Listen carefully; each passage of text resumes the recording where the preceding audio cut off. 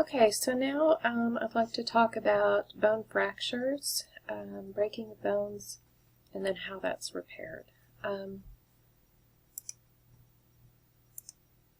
So one thing to know whenever you fracture a bone is that because bones are actually have a very rich blood supply, when a bone breaks, you're breaking a lot of blood vessels in there too, and so it's something that tends to be quite bloody, actually.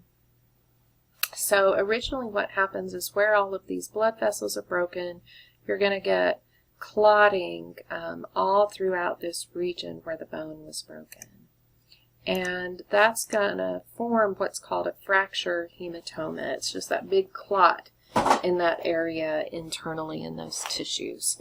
You're going to have bone fragments in here, and also you're going to have dead bone. What that means is the cells in this area are not alive because the structure of the tissue's been disrupted and they can no longer get nutrients, get rid of waste, things in the way that they need to do. Okay. So once you get this huge clot formation, this fracture hematoma, next you're going to get what's called a callus formation. There's going to be two calluses. One is an external callus, and that's going to be on the external surface of the bone, and it's primarily made of cartilage. Internally, on the inside portion of the bone, you're going to get an internal callus, and that's going to be primarily made of bone.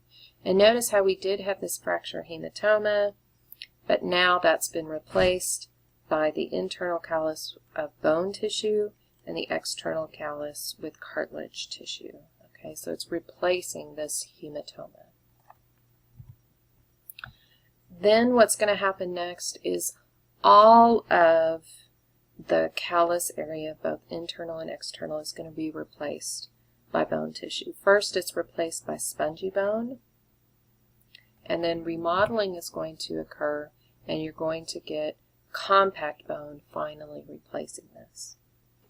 But what is unique about this, and many of you that may have had a broken bone will probably recognize this, but this bump, this external callus, remains, and you can get remodeling to switch this from spongy into compact bone, but you're still going to feel this bump where the original break was.